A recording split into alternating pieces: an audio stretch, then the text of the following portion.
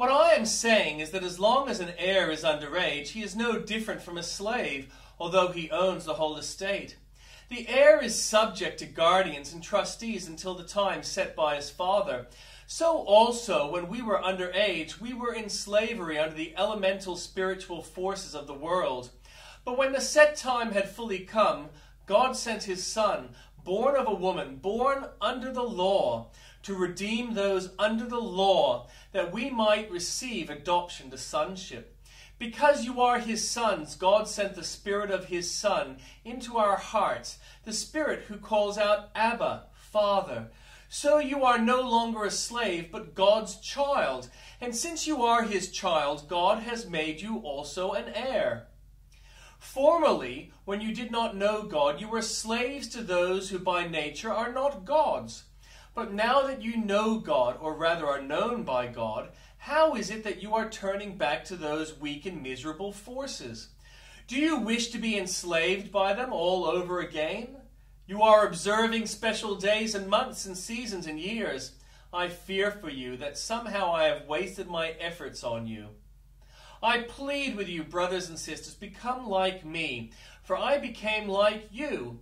You did me no wrong. As you know, it was because of an illness that I first preached the gospel to you. And even though my illness was a trial to you, you did not treat me with contempt or scorn. Instead, you welcomed me as if I were an angel of God, as if I were Christ Jesus himself. Where then is your blessing of me now? I can testify that if you would have done so, you would have torn out your eyes and given them to me. Have I now become your enemy by telling you the truth? Those people are zealous to win you over, but for no good. What they want is to alienate you from us, so that you may have zeal for them. It is fine to be zealous, provided the purpose is good, and to be so always, not just when I am with you, my dear children, for whom I am again in the pains of childbirth until Christ is formed in you. How I wish I could be with you now and change my tone, because I am perplexed about you. Tell me, you who want to be under the law, are you not aware of what the law says? For it is written that Abraham had two sons, one by the slave woman and the other by the free woman. His son by the slave woman was born according to the flesh, but his son by the free woman was born as the result of a divine promise. These things are being taken figuratively. The woman represents two covenants. One covenant is from Mount Sinai and bears children who are to be slaves. This is Hagar. Now, Hagar stands for Mount Sinai in Arabia and corresponds to the present city of Jerusalem because she is in slavery with her children. But Jerusalem that is above is free, and she is our mother, for it is written, Be glad, barren woman, you who never bore a child, shout for joy and cry aloud, you who were never in labor, because more are the children of the desolate women than of her who has a husband. Now you brothers and sisters, like Isaac, are children of promise. At that time the son born according to the flesh persecuted the son born by the power of the Spirit. It is the same now. But what does Scripture say? Get rid of the slave woman and her son, for the slave woman's son will never share in the inheritance with the free woman's son. Therefore, brothers and sisters, we are not children of the slave woman, but of the free woman. And the Old Testament reading, Where has our beloved gone, most beautiful of women? Which way did your beloved turn, that we may look for him with you? My beloved has gone down to his garden, to the bed of spices, to browse in the gardens, and to gather lilies. I am my beloved's, and my beloved is mine. He browses among the lilies. You are as beautiful as Tirzah, my darling, as lovely as Jerusalem, as majestic as troops with banners. Turn your eyes from me, they overwhelm me. Your hair is like a flock of goats, descending from Gilead. Your teeth are like a flock of sheep, coming up from the washing. Each has its twin. Not one of them is missing. Your temples behind your veil are like the halves of a pomegranate. 60 queens there may be, and 80 concubines, and virgins beyond number. But my dove, my perfect one, is unique. The only daughter of her mother, the favorite of the one who bore her. The young woman saw her and called her blessed. The queens and concubines praised her. Who is this that appears like the dawn, fair as the moon, bright as the sun, majestic as the stars in procession? I went down to the grove of nut trees and to look at the new growth in the valley, to see if the vines had budded or the pomegranates were in bloom, before I realized that my desire set me among the royal chariots of my people. Come back, O Shulamite. Come back, that we may gaze on you.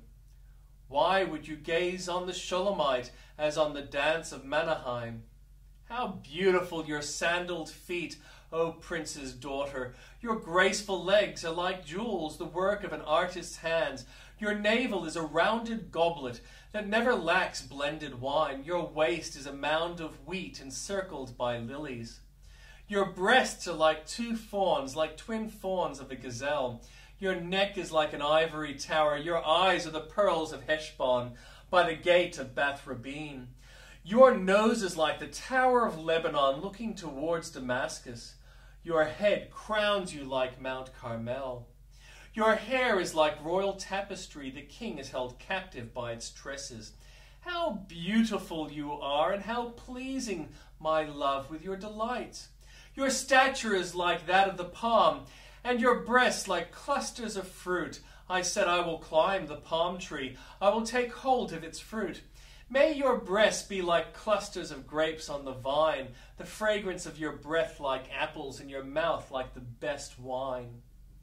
May the wine go straight to my beloved, flowing gently over lips and teeth. I belong to my beloved, and his desire is for me. Come, my beloved, let us go to the countryside. Let us spend the night in the villages. Let us go early to the vineyards to see if the vines have budded, if their blossoms have opened, and if the pomegranates are in bloom.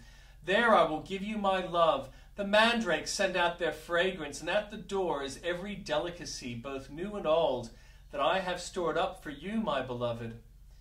If only you were to me like a brother who was nursed at my mother's breast, then I would found you outside, I would kiss you, and no one would despise me. I would lead you and bring you to my mother's house, she who has taught me. I would give you spiced wine to drink, the nectar of my pomegranates.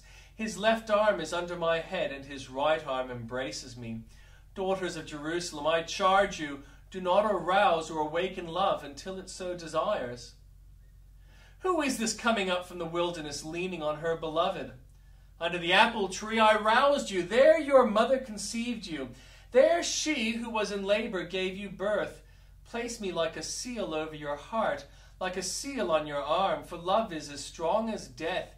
Its jealousy unyielding as the grave. It burns like blazing fire, like a mighty flame. Many waters cannot quench love. Rivers cannot sweep it away. If one were to give all the wealth of one's house for love, it would be utterly scorned. We have a little sister, and her breasts are not yet grown.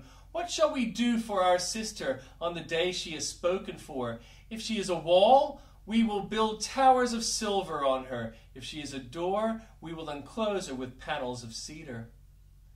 I'm a wall, and my breasts are like towers. Thus I have become in his eyes like one bringing contentment.